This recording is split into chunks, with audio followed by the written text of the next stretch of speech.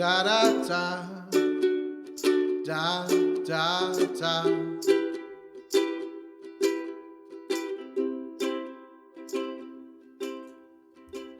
Hello and welcome to Top 8 with Corran and Batmouse. I'm your host, Corran. With me as always is Batmouse. Hey, howdy, hey.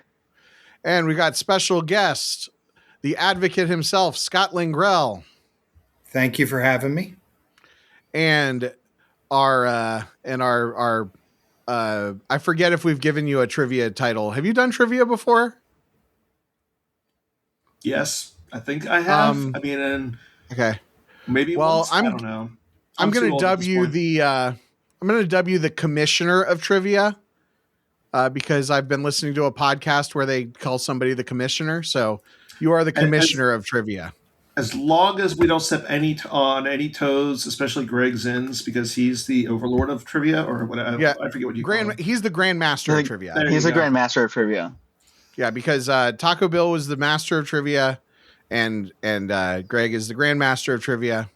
I'm sure we've given other people other titles, but yours is commissioner of trivia. I dub thee. You should write that down. I'm good. As long as you can remember your own title, then you should. I was going to say, fine. as long as I'm a better commissioner than the guy who runs the NFL, sure. Everybody is. I don't understand sports. That mouse does. So we are. This is a very special episode. We are creating a single definitive top eight decks of 2025. The criteria for this list is that it is a deck that was played in the top 8 of an open major event in 2025.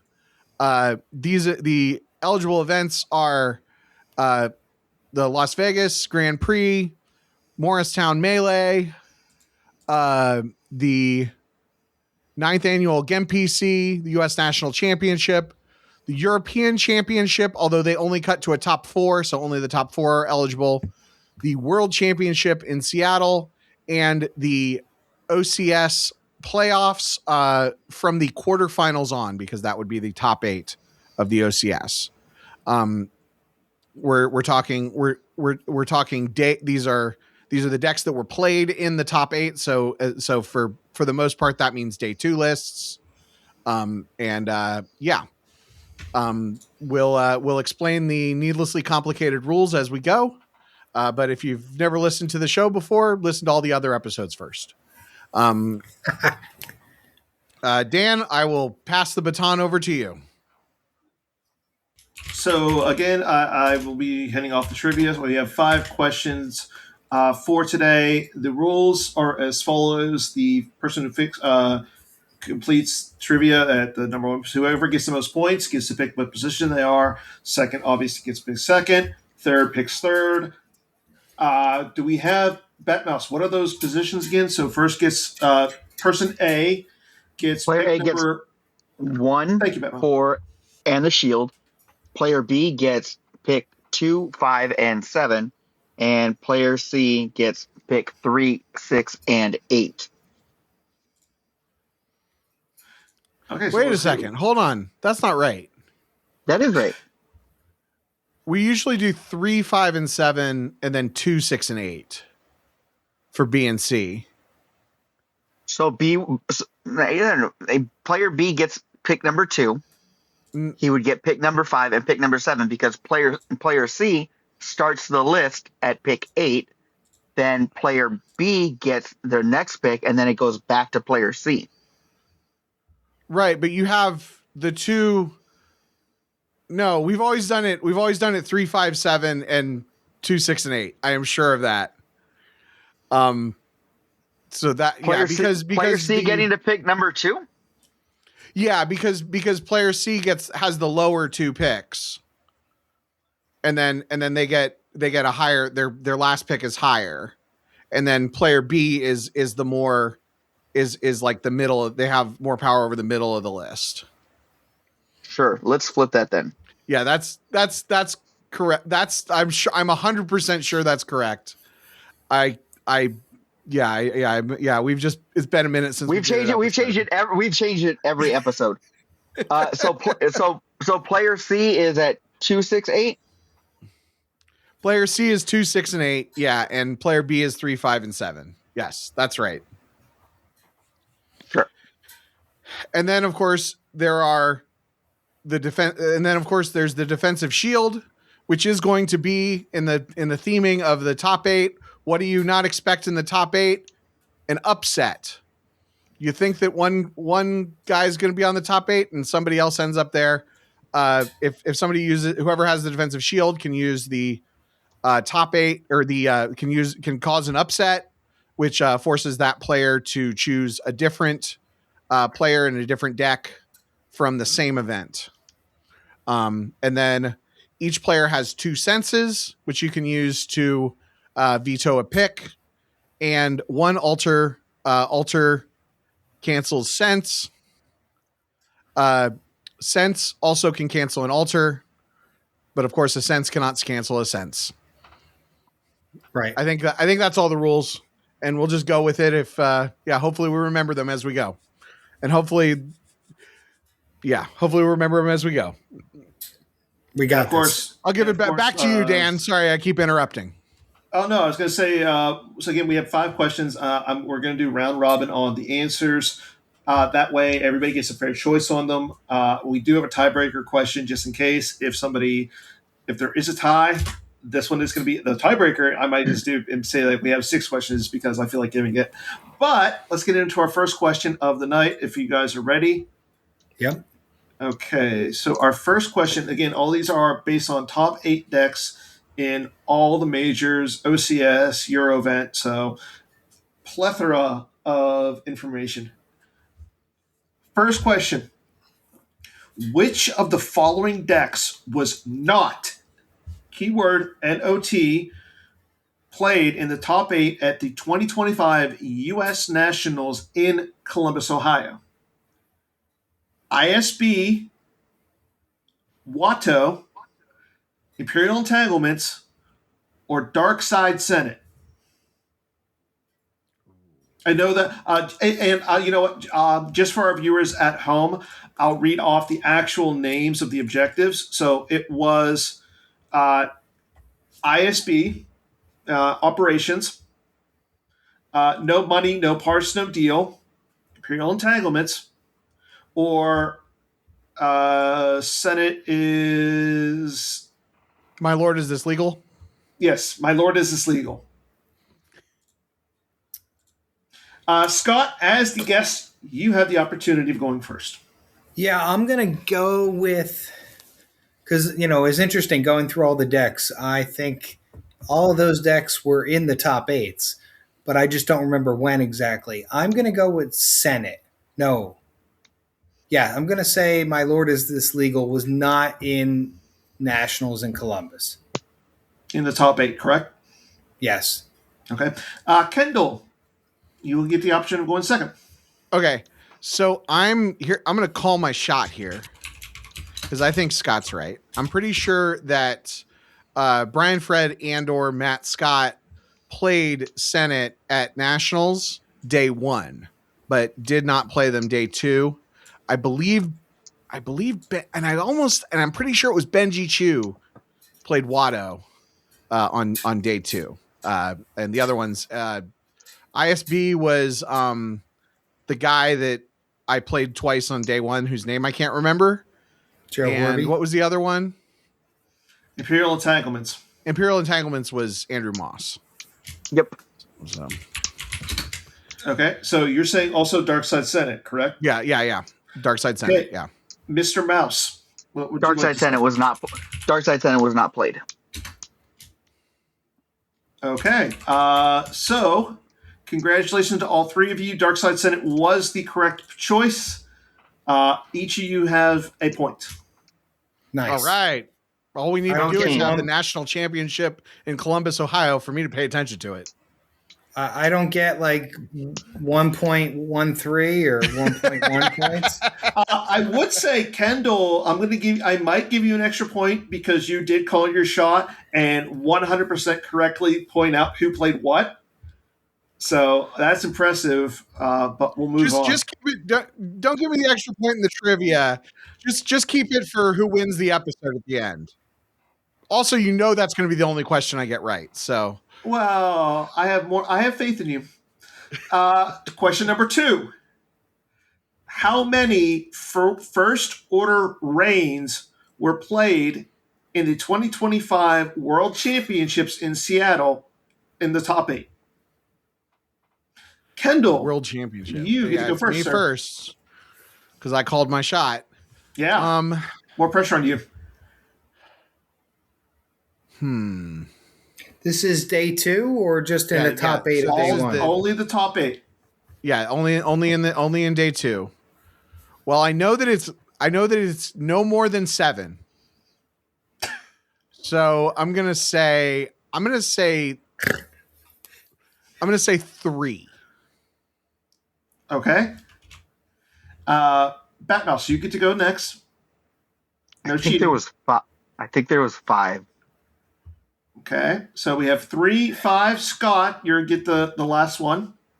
I'll go with 3. Okay, unlike the last time, unlike the last question, all 3 of you missed on this one. The correct answer was 4. Closest without going over? Yeah. Reverse Price is Right rules? The price is wrong, Scott. I'm sorry. Okay, moving on to question number 3. And this one is going to be the Las Vegas Grand Prix. In the Las Vegas Grand Prix, name a Revenge of the Sith or Skywalker Saga option that was picked to be played in the top 8. So you have 6 choices. Your choices are for Dark Side are Revenge of the Sith, Dooku, Maul, or Vader. And then for Light Side, it was for Skywalker Saga, Anakin, Luke, or Rey. All right, who should go first? Mouse, you get to go first this time. I'm going to say there was an Anakin Saga. And then I'm going to say that there was... No. There was just one option. Oh, Anakin Saga. Or. It has to be or, not and. So you're saying Anakin Saga, okay? Yeah, I'm saying Anakin Saga was played. Scott. Yeah, I'm going to go with Anakin Saga. Kendall. Okay, so just to make sure that I'm understanding the question, are we assuming, or is the question assuming that there was exactly one that was in the top 8, or you're not saying one way or the other? I'm not saying one way or another, because I think there's an none option that was picked. Okay, I think there's none. Okay, so we have Anakin from Batmouse. Scott also said Anakin. Kendall said none. Kendall, you were actually the closest, because the only option, there was only one deck picked, and it was Revenge of the Sith, Vader. How does that make me closer? Well, they picked Light Side. You were closer because you picked Dark. Yeah. Oh, you picked man. Because Dark is nothing. I award you no points, and may God have mercy on your soul. Which one was it? It was Revenge of the Sith. Vader. Remember, it was Vader? At the time, so they were closer because that's basically the same deck. No, it's not. It's not. Not a chance. At that point, Maul had been errated. Logan did play Skywalker Saga Rey to make into the top 8 at that point. Anakin, nobody had really been playing Anakin, and Luke didn't really receive the helper cards until after Vegas. And Dooku wasn't really an option at that point. Maul, like I said, had been errated to the point where it wasn't playable. Vader has been only the real option that's seen play until Luke came back. Okay. I feel like I did see one Anakin Saga deck on one of the top 8s this year. Oh yeah, definitely was used. Yeah. You did. Yeah. In Morristown. So that was also close because Morristown was one major off from you guys. They were so close. It's so I far think away. they were closer than nothing. I'm just saying. It's weird that you said that nothing is closer than almost correct. Okay, yeah. You may continue. Question number 4. Speaking of the Morristown Melee, what was the Morristown Melee's champion light side deck? And I'll give you a bonus point for a specific card that was played that actually excited the entire room. Who goes first? Scott, you know what? Kendall, you'll go first. Okay. Can I wait until? No. Because I know this 100%. Can I give you my answer and then wait until they answer to give the bonus answer? Nope. Just because if I give that, they're gonna know. Oh, you're saying answer the first one and then we'll see. Yeah, okay. I'm going to strike out the bonus question. Just give me the deck. Do the answer. Yeah, just give me the deck. Okay. So it's RTPV and the card that people were very excited to see was Chopper. Okay. Batmouse, what was the light side winning deck? I'm not going against Kendall. It's RTB. B. Scott? Yeah, it was definitely Rescue the Princess. I didn't remember Chopper though. That's really cool. I thought it was Lift Tube. No, it was the Chopper. Mm-hmm. And yes, you all three of you got that one. Kind of a softball question because RTB has been the best light side deck for a while now. I think Greg was trying to give me an edge because he knew that was the deck that I've been playing for the last 6 months. Although I did not put Chopper in my list, but because I was basing it on his day one list. But okay, so we have question 5 with a 3-way tie at 2 points apiece. What was the Las Vegas Grand Prix dark side winning deck? Batmouse, we're going to start with you. Oh. Well, he was on before. I'm not going to say Shadow Collective because I like Shadow Collective. Kendall? I think it was Endor Ops. Scott? Yeah, I'd say Endor Ops. Congratulations to Scott and Kendall. You guys are tied.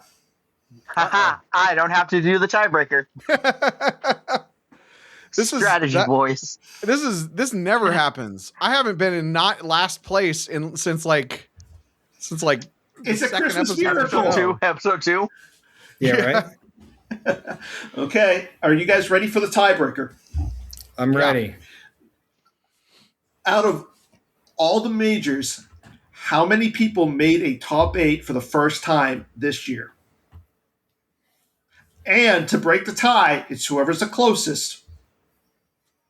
Okay. Closest without going over or just closest? No, just closest. Okay. It's Kendall. Who has to go first? You, as the host of the show. Okay. Oh, all right. Oh, yeah. Now, wait, clarify what we're looking at again. Who are we? The number of people who made a top 8, specifically a top 8, for the first time this year. Okay. Well, I can think of 2. So it's probably more than that. Just like with the other question where I was like, I know it's less than 7. Yeah. And there were does the Euro Championship factor into this? I don't know. Okay. I mean, if somebody made the top 4 in Europe and it was the first time they had made a top 8, would it count? Yes. Yeah. If you make a top 4, I'm assuming you make a top 8. Okay. Oh yeah. I wanted to make sure because like we, picked and chose which event, and then does the OCS quarterfinals also count? The OCS top 8 will count as well. Yeah. Okay. So I'm gonna say 4. So I had 6 in mind, so I'll go 6. Congratulations, Scott. You are the closest. Was it 7? It was 7. I was going to say 7, but I was like, let me go one lower because I'm probably wrong. To list off those people, it was Logan Pedig, Carl Koenig, AJ Hatum, Andrew Moss, Joe Horby, Benji Chu, and Pat Johnson. Okay. Nice. 5 of those being killer bees. Wow. Not bad. Impressive. 5 of those being killer bees. Most impressive. Good job. So, good job. Good job, you are our Bees. number 1 point. Awesome. Kendall, you pick second. And Mr. Mouse, you're playing 5D chess apparently. Picking third. He's probably going to still end up with the one. I know what Batmouse wants. So we all know what Batmouse wants. Let's see what Scott chooses.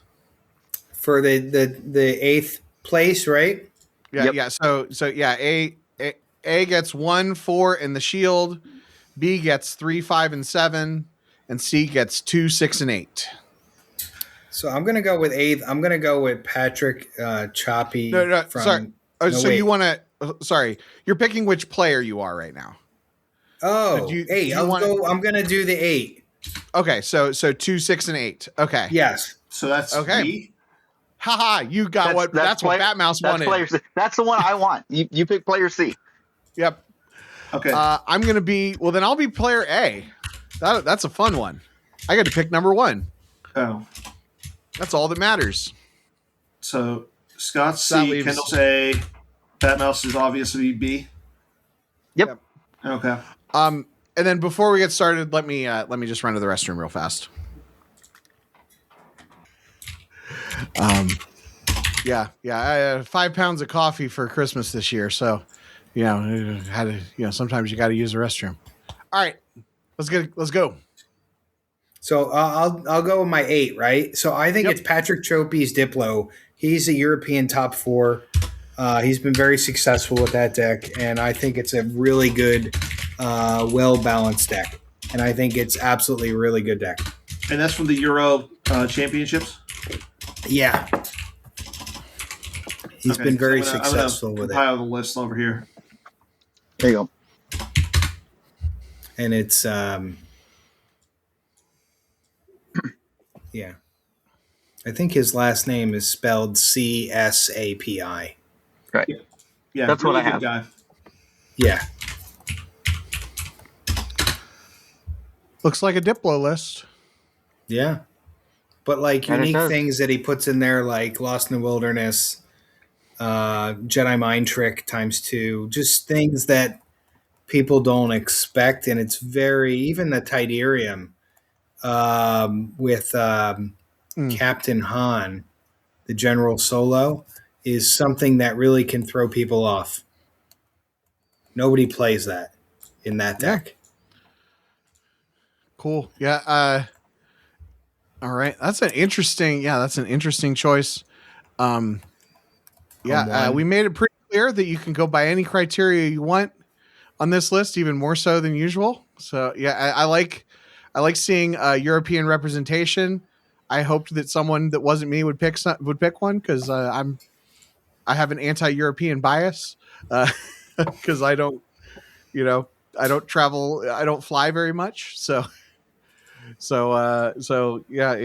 I like it. It's good to have. I think it's good to have European representation, and can't argue with it, especially at 8th place. Yeah. Sounds good. Batmouse, you're good with it. All right. I'm good. All right. Well, who's number 7 then, Batmouse? I wanna highlight a player who made his very first top 8. We're gonna do Benji Chu at U.S. Nationals playing Darkside Watto. All right. There's a light side Watto. Dark I mean, side Watto. Yeah, definitely Darkside Watto. There should be a light side Watto.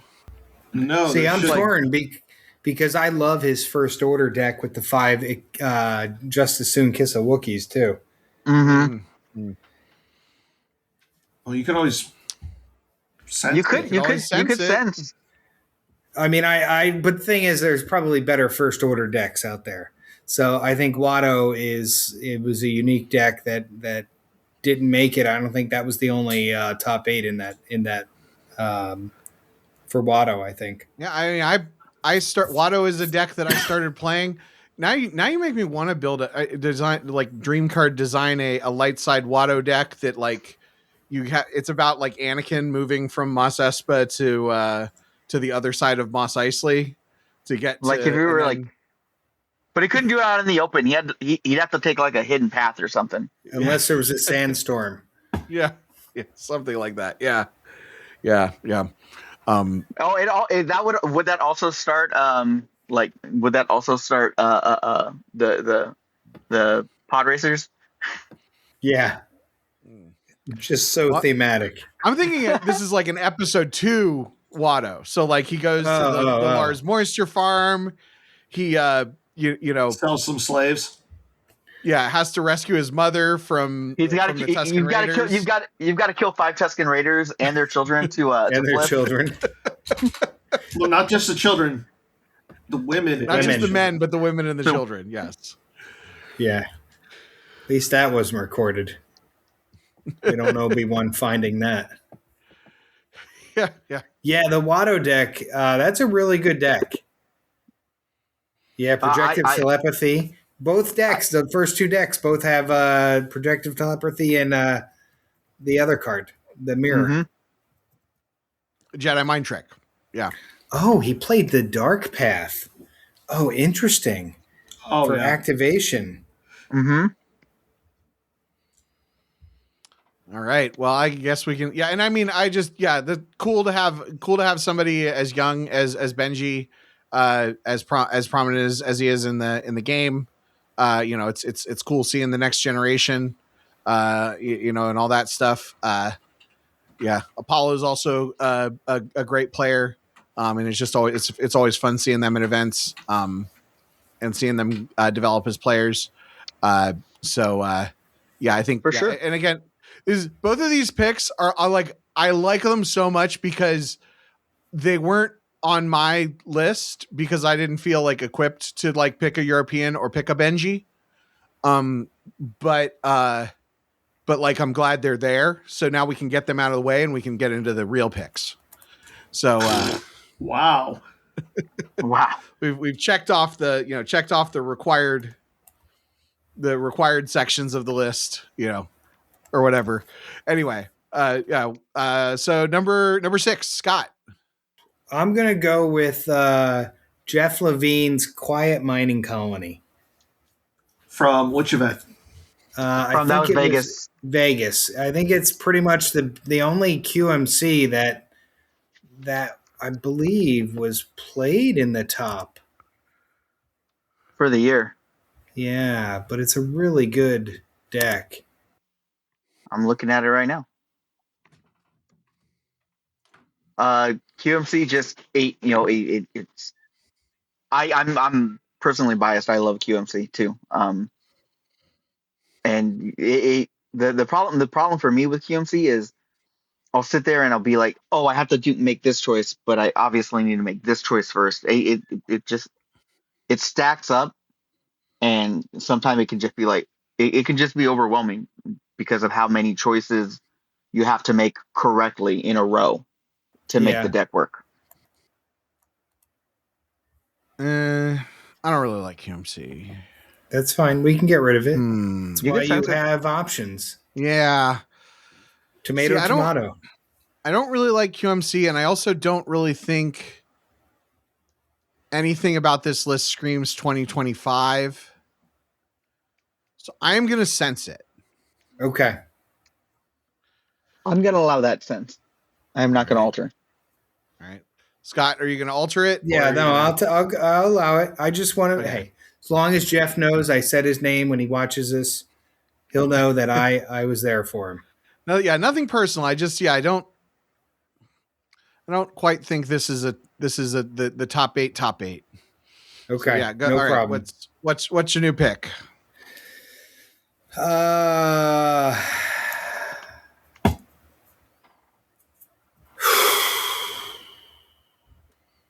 How about a Teimo's Thrawn deck from the Gem PC.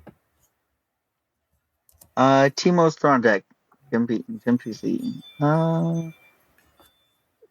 Like the Kurgi. I mean, it's Thrawn. It's a little bit different because he has a lot of the Inquisitors into it. Or not a lot, but he's playing a couple Inquisitors for direct damage too. He's using the the immediate effect to make the Star Destroyer immune to attrition. And he's also playing Lost in Space. I think everybody played Lost in Space. Okay. It's a good deck, but yeah, I mean, again, if you guys don't like it, I love Timo, but I just want to be able to play sense on him one time without him canceling it. So I'm gonna sense that as well. Wow. Ooh, double sense on Scott. I will also say I'm very glad that Batmouse used it because I didn't want to use a second sense, but I also don't think that a Thrawn deck is one of the decks that I think of when I think of 2025. So then I will go with the. I've been thinking of Watch Your Step being so popular because of First Order being so popular. So I think that pretty much any of the I'll go with Matthew Harrison Trainer's Watch Your Step deck from Worlds. Kendall, you should use your shield because you can't play sense against Watch Your Step. No, I'm on board. I'm on board with this one actually. I like. Again, this is another one that's like it was. I don't have a Watch Your Step on my list, but I also don't have 8 decks on my list. I think it's kind of cool that in a format in a meta that was so like problematic in how dominant First Order was and how meta warping First Order was, it allowed one of my favorite platforms to kind of rise as a sort of a predator for First Order, and MHT is a good guy. So yeah, we successfully bullied Scott into picking a mainstream choice. There you go. Which is always fun. Usually that doesn't happen. Usually when I found that when you sense someone's pick, they pick something Double even down. crazier. Well, not everybody's Batmouse. Not everyone is Batmouse. I like the Watch true. Your Step. It's so good. It's also like, corn horns in it. And the I meta decks with corn needed horns. it. Yeah. It's just, it's cool that this deck that was like, it actually, again, that it kind of rose to prominence, to combat this 800-pound gorilla of the First Order deck. It's fun. Rock, paper, scissors, and all that. Yep. Okay. Glad I could pick a deck you like. All right, number 5, Batmouse. Unless you're going to sense it. No, I know. I'm gonna let it go. What again? It's Watch Your Step. You can't play sense against it. At 5, I have. There's so many people on this list that I want to give a deck to. I want to give, but I need to give it to the OCS champion, fellow Killer Bee, Pat Johnson, with his Rescue the Princess V that he played in the top 8 of the OCS. Top 8 of the OCS. Pat Johnson. Pat M. Johnson. This episode is more challenging than most episodes because I have to actually like look stuff up as we're playing it. Right. You have to go look at it and be like, oh, well, what did he do here? Yeah. Rescue the Princess V. Oh, Pat. Wait. Oh, because they changed it in the. Okay. Oh, he changed decks for the finals. Yeah, he changed deck for the final. You hit it in the round of 4 and the round of 8. Rescue the Princess V has been the deck to counter First Order all year long, other than Watch Your Step. I've watched him build it, play it, and been a victim of the tuning of it all year long on the team, and for him to use it to win the OCS made me very, very happy. Yeah. And this was after the errata. No, the errata got voted down. Yeah, the errata was after the OCS. Oh, Well, okay. Oh, wait, that's right. wait. Yeah. Wait, when was the OC? What do you mean it got there was the errata to Hans Gunn? No, the errata to First Order. Oh, okay. I'm talking about Rescue. Rescue had been changed, I thought, right? But this was Hans Gunn got the after errata that. in the summer. Yeah. So he did it with the changes, which is good. Yeah. I like that. That's a really good point. That makes me, I wasn't going to sense it anyway, but that makes me extra not sense it. Perfect.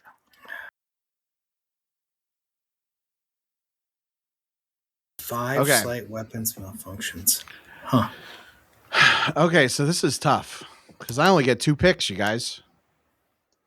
You guys are welcome to sense these because I got 6 decks to fit into my 2 picks. It's interesting that real quick about the other one. Yeah. There's so many good different builds of Rescue the Princess. Mm-hmm. Because it was played, what was it, in Vegas? Where's the Vegas one? And it was a little bit different, right? Oh, there wasn't even any top 8 in Vegas. Yeah, Where Morristown. Rescue the Princess. Morristown is when Rescue the Princess was dominant. Yeah. Okay, hold on. Yeah, because it was an Rescue at that point was also an anti-Walker deck because you can't go into the Death Star with walkers. Yeah. Yeah, I'm going to allow it. I like the deck, and we're good. Sorry. I just was debating it. Yeah, go on. Well, your turn. I really like Rescue the Princess, and I'll talk more about it later. Okay. But yes, I really like Rescue the Princess V. Okay, let's see. So do I pick? Okay, yeah. So we're sticking with Pat Johnson. Yeah, we're sticking with Pat. Okay. Pat M. Johnson. So earlier this year, I was lost. Zero Hour had gotten errata. I don't remember if it was last December or what, but like Zero Hour had kind of been my deck, and it was kind of not my deck anymore. Sorry. And I didn't really have a light side deck, and so I did settle on a deck that did very, very poorly, but I did like playing it for for a few weeks, and my friend used it to top 8 with. So I'm gonna say Carl's Vegas no idea list. Carl Koenig. Dan mispronounced his name earlier. I do that to everybody. He does. I know. Just and this is Carl's no idea deck? Yep. Carl's no idea with 1 million copies of what is it? Sabotage, I think is what it's called. Whatever the card is that cancels weapon targeting, and then I didn't get targeted by a single weapon the entire event that I played, the entire day one that I played it with it. But it's it was I've tried to play No Idea a lot over the years, and it kind of this was the closest it's ever come to clicking with me. I mean, it's such a good deck. 2 sabotages, I guess. Just 2. The Light Maker was really helpful. I mean, look, it's a good deck. It does really well still. I remember when Connor made it kind of his baby. Yeah. And we errated the hell out of it. I mean, it's a good deck. I mean, you can play this, and I wonder how it does against First Order with all the direct damage and they drain. I don't know. I'm curious. Has anybody played it against that? But yeah, I'll allow it. Actually, I like this deck. It's a really good deck. I right. good because I was gonna use my ultra on your sense. If you All were right. gonna try to sense that because I love Carl. And yeah, it's good stuff. There's other people I would definitely sense on this list like myself. I have a top 8 deck. All right. Cool. Number 3 is going to be Batmouse, your final pick. My final pick is gonna be my my own personal deck, the Luke Saga that I used to get blown out uh, by Joe Olson because that loss was so bad uh, that I want to commemorate it, how bad it was. What deck is this?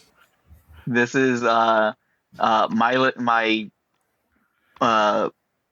Luke Saga list from the OCS Championship where I got decimated by Joe Olson. Well, timeout. The OCS championship Yeah, this the year. top 8, Top 8. top 8. Oh, that's right. Never mind. Yeah, yeah. It says there's a misprint there's a misprint on the website. It says Joe Olson played someone named Anthony Howard. Yeah, I don't know who that is. Whoever that is. Let me look at this Luke Saga list. Make sure it looks like a Luke Saga list. Is it bad that I it's got- completely blanked out that entire match? No, yeah, I did too.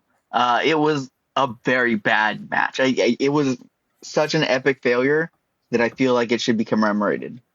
Did you just play it wrong?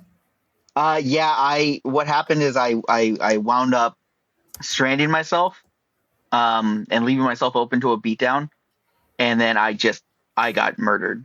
And my choices were like, I'm like, oh well, maybe there's a Nabrin because I had lost a Nabrin. Perhaps there's a Nabrin that's in my lost pile, and I go to exchange, and the Nabrin is gone because I had retrieved it already. Uh, and so it was just and then I didn't have access to my Hujix, and then I took a massive beatdown, and I want to commemorate how bad of a beatdown that was. I mean, So, this is a good deck, right? The Sister Has It deck with, I guess you don't play the I know and all that stuff, but Yeah, I wasn't looking to add a bunch of battle lessons. it was for the activation, right? It was for the activation and the opportunity to pull the landing claw. So landing claw plus Falcon, and just slap it onto whatever whatever ship was moving back and forth for first order, because they don't control it because you have the Falcon there, so they don't control it at the start of your turn, and then you just prevent them from flipping. so Cool. may I, as the commissioner, I would like Sure. to sense this because on top 8 with Kendall and Batmouse, I don't want to reward mediocrity.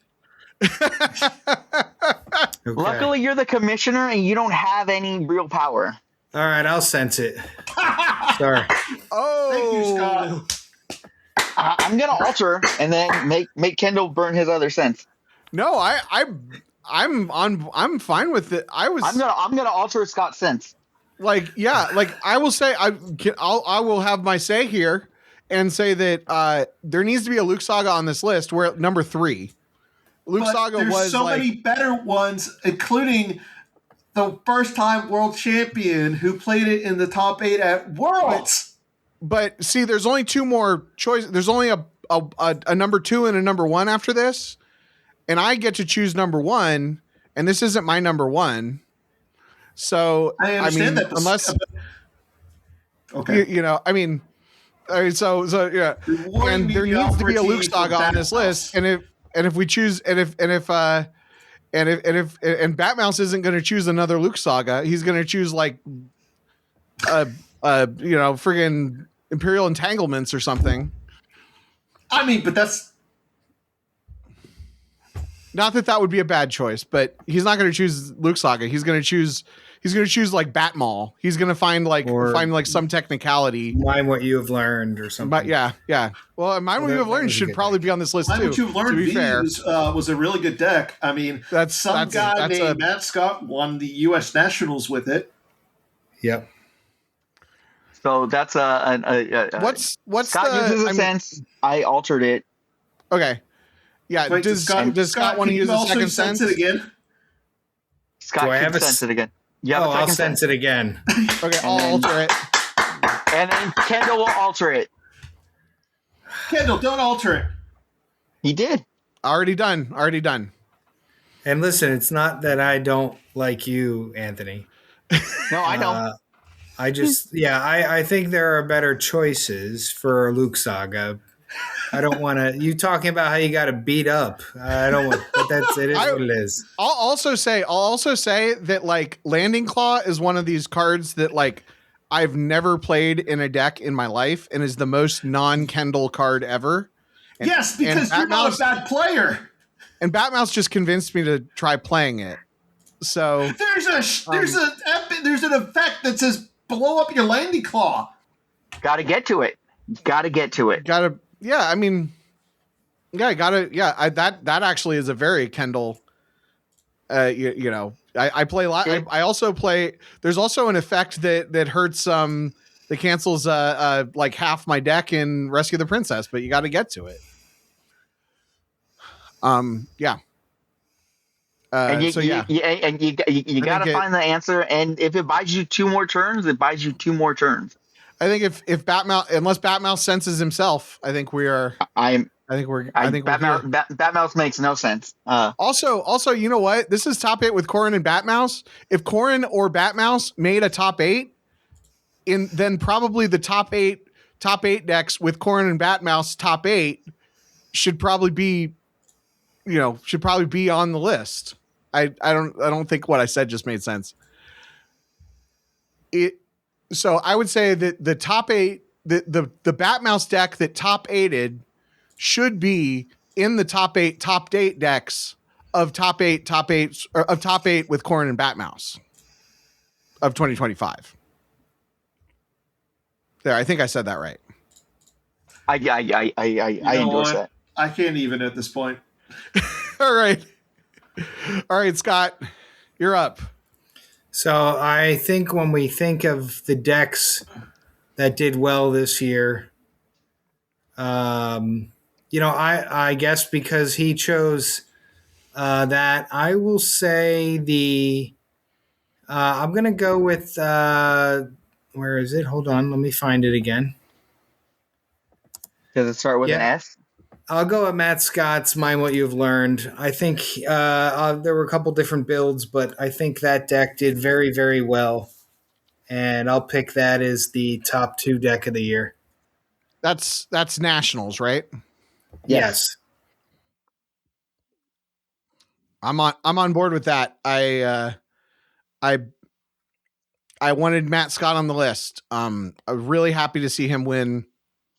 He is the first time I played against him at the 2019 National Championship. I thought he was just like a random guy and he kicked my butt, but that's what happened against most of the people I played at that event. And then Brian Fred told me that he was one of the best players in the world, so I didn't feel so bad. And I've gotten to play against Matt Scott a ton of times because he comes to the Nalhutta events and the Ohio events. And he is just a great guy, just a phenomenal player. One of those people who just never makes a mistake. And he will also always walk up. This is the best thing. It'll be like game 6 of a regional. I'll be playing against Carl or Brian Fred, and he'll be like, the main thing he does is he says, like, I'll be playing and I'll have forgotten to flip my objective, and he'll say, man, Kendall's not even doing very well. He hasn't even flipped yet, or we'll have battle order out, and he'll be like, that's a really interesting choice that you did to pay to initiate battle there, or other things like that. He's got this dry wit to him that I was just really happy to see him win a major. Yeah. So I mean, it was a really good deck. Obviously, they change the meta every time a release comes out, but this deck, I know Andrew Moss spent like very long time designing it, and it's a fun deck to play. It's a solid deck, and Matt kind of that's one of the most memorable decks of the year. Definitely. Yep. All right. So what's our top 8 so far, Dan? Since we already have a Luke Saga on the list. Yeah. Number 8, Patrick Choppy. Choppy Diplos from the European Championship. Number 7 is Benji Chu's Watto from the U.S. Nationals. Number 6 is Matthew Harrison Trainer's Watch Your Step from Worlds. Number 5 is Pat Johnson's Rescue the Princess V from the OCS Championship. Number 4 is Carl Koenig. Koenig. Thank you. No Idea from Las Vegas. Number 3 is something I want to avoid. It's Anthony Howard's Luke Saga from the OCS Championship. Number 2 is Matt Scott's Mind What You Have Learned V from Nationals. Okay. Drum roll. I think we know what this is going to be. All right. It's going to be 12 card hunt down or 12 card court. Is that what you play? 12 card court. Yeah. Okay. Hold on. Wait. Well, it's not the, okay. I was looking up a deck that I couldn't find. But that's not what was going to be my number one. So I'm going to put it all on the table. You guys might sense me for this. I don't know, but there's the deck of the year for me. This was a deck that is the most, again, like I said, was saying about Landing Claw, like this 2025 was a year of growth for me as a person, as a player. If there's one thing you know about me when I play, I want to initiate battle. And the deck that I was most successful with this year was a deck that does not want to initiate battle. And the specific list that inspired me to play it and that inspired me to learn to be a better player, grow as a player, and also just happen to accidentally win some games with it was Greg Shaw's Rescue the Princess V from Morristown. Admittedly, I built my list off of his day one list, but I mean, it's practically the same list between day one and day two. So that is my number one deck of the year. Also, Greg Shaw went on to win the another event that, is probably, it's kind of a big deal. We may as well shout him out for that too. I didn't know we could pick two of the same deck. Okay. That's good to know. I look at the First Order deck is the other deck that's kind of like, hey, everybody used it and played well with it. But obviously, this is the deck that caused so many problems for players. It's so strong.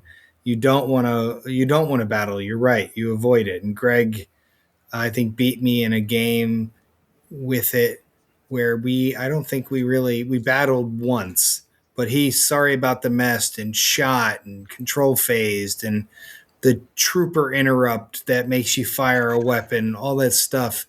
And you just kept getting rid of people. I mean, look, I'm okay with excluding First Order because, maybe that deck, everybody hates it. I don't know. What do you guys think? Dan, as the commissioner? I will say you don't have any senses left, Scott. Oh, well then I'm just here for the lulz. I'm okay with it being on the list. Personally, this is like off the record because I am only the commissioner and I have no power. Thank you, Batmouse. However, I mean, I have no issues with this being on the list because this was a deck that Greg did win an event with. It is Greg. I do feel that the First Order might have been just the deck of the year Yeah. only because it did dominate so many of the events. It won Worlds, it won U.S. Nationals, it won the OCS. But at the same time, Rescue the Princess was up there as well. Like, Rescue the Princess has come from a deck where, oh, I have no game plan against a lot of things, to, oh, I don't want to see that deck. Being that there are So- two Rescue my personal only argument is that there are two Rescue the Princesses on here. But again, it was one of those decks where if you see it across the table, you better have a game plan. So again, I have no list with two of them being on the list. So okay. So here's the thing. Here's the reason for no first order for me. I mean, so nobody picked a first order. Nope. No. Well, no, I thought it would be one. Oh, okay. Yeah, that's the tricky thing about this game, isn't it? That you think it's going to be one, and maybe it's not one. So here's the thing about first order. Well, first of all, like, I'm not going to pick it because it's a deck that I never played with. It's a deck that I sort of assumed was going to be a flash in the pan, like it was going to get nerfed. So I kind of, just ignored it. It's also a deck that when I did play against it, I won almost every time because I was playing Rescue the Princess, which had a really good matchup against it. And I kind of dodged it once people had figured out how to play it, because I didn't go to Worlds. That's a good way to dodge it, not go to an event. Yeah. And but also, like, we sort of talked a little bit about this on Slack, and I talked to Batmouse about this before we started. This list is about decks that we want to celebrate. Yeah, that's true. And I don't want to celebrate first order. First of all, like, it's not like nothing about the gameplay of the first order matchup is like something that got me excited. It didn't get me excited to build the deck. And second of all, like, Star Wars is about role playing for me, and the First Order is my least favorite faction in all of Star Wars. So, like, I generally don't like the lawful evil factions. The role playing as neo-Nazis doesn't really do it for me. So, not that necessarily is what that is for everybody, but I mean, but that's what Star Wars cards is about for me. And, me personally, I don't want to celebrate neo-Nazis. I know that other people might be. Okay, well, we don't think it. I mean, it's a movie, right? I'm just kidding. But that's, I mean, taking a stance right here, right now. Taking a bold stance. Top 8 with Kendall or with Corran and Batmouse does not support neo-Nazis. That I'm willing to say. Definitely. I'm willing to say. Not saying that anyone playing First Order is a neo-Nazi, but yes. But just like that's not. And I also don't want to be the Disney. I also am not like a Disney hater. It's just that's it's a weird thing about Star Wars cards where there's two different kinds of villains in media. There's the ones that are like they're kind of awesome and you kind of want to be them. And there's the kinds that you're supposed to hate. And First Order is definitely the second one of those. But when I'm playing Star Wars, I am role playing as that, and so I want to role play as I want to role play as a criminal, or I want to role play as a dark Jedi, because I think those guys are kind of cool, So that's just. But and also like RTPV made me a better player, and specifically Greg Shaw's list. So like that's a really important list to me personally. And made the year for me. I think so Batmouse, you going to sense it? I'm not, because for all the reasons. I mean, again, it made you a better player. This is a list that you played with all year.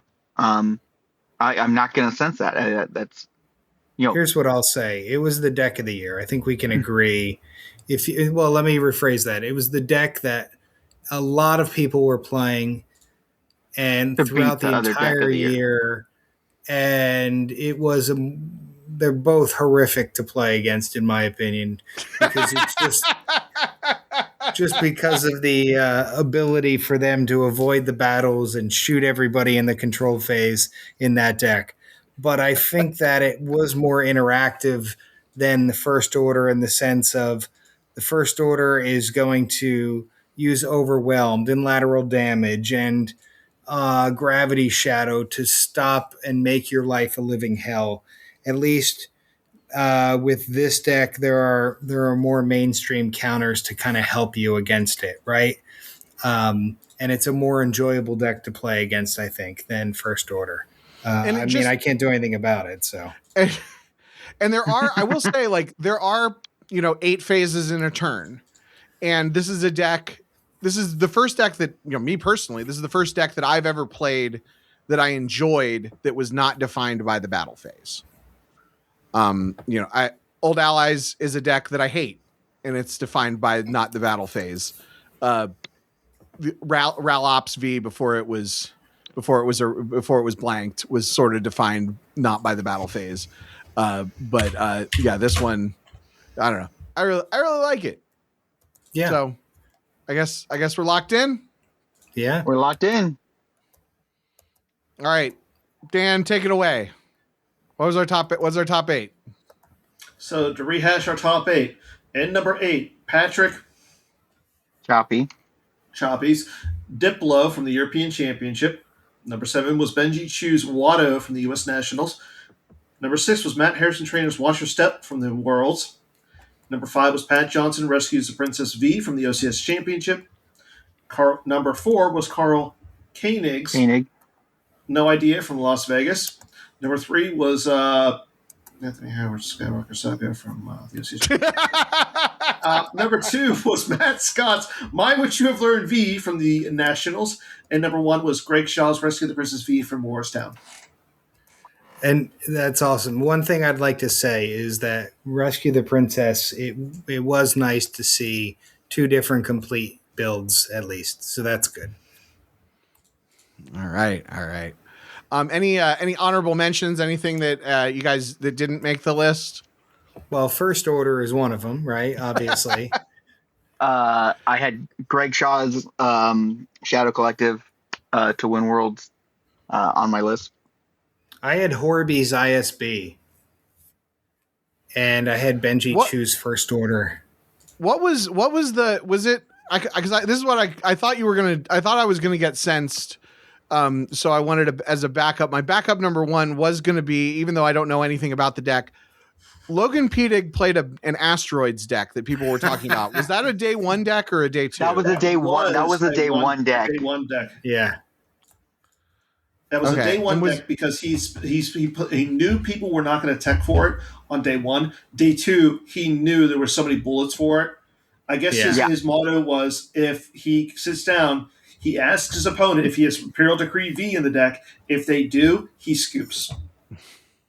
Which event was that? That was Vegas. The Las Vegas Grand Prix. We sat there and we like did not agonize over changing decks. He did not agonize over changing decks at all for that event. Okay, here it is. Okay, I found it. It was a Ray Saga build. Okay. Ray Saga. Yeah, because you get the ship with high maneuver. Yep. And he even used the Rebel flight suit non-V. Yeah, because that's not coded in GEMP. Or not coded in GEMP. Even though we have the AJ Hatum on our team, and they're really good friends, AJ refuses to code it for him. Okay. So, and then just a couple other decks that I had made note of.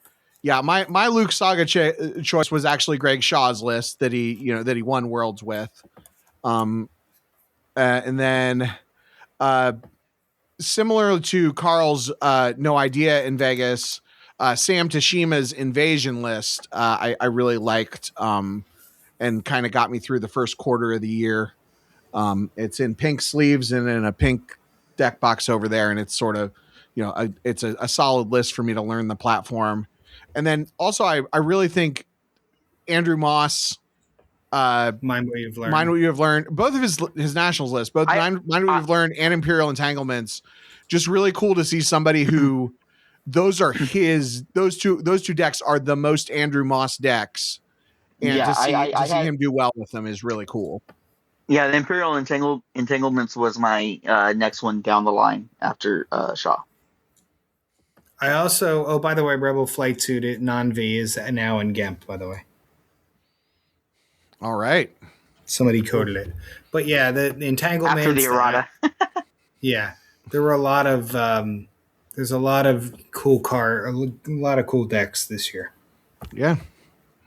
All right. Now that we've clearly broken Scott by with our last few picks of the list, we really appreciate you coming on, Scott. This was a lot of fun. Thank you. And thanks, Dan, for stepping up and doing trivia.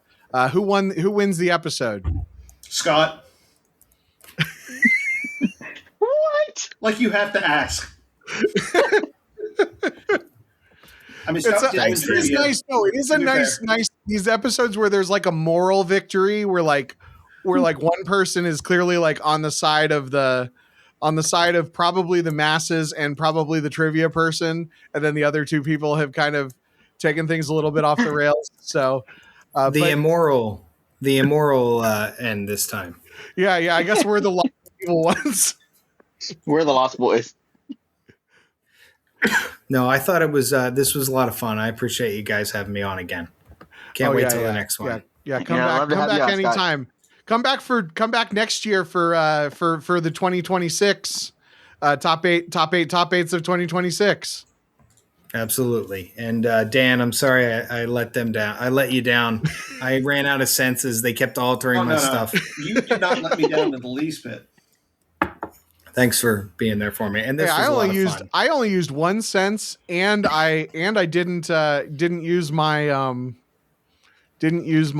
my shield. So and I'm Yeah. happy with the list. So I'm so happy that I got that nobody sensed my number 1. Okay, thanks everyone for listening. Until next time, good luck, have fun, and no reverts. Thanks, guys. This podcast is a production of the KendallCast Podcast Network. You can support the show for just $2 a month at patreon.com/KendallCast or make a direct donation through the PayPal link at kendallcast.ninja. Every little bit helps.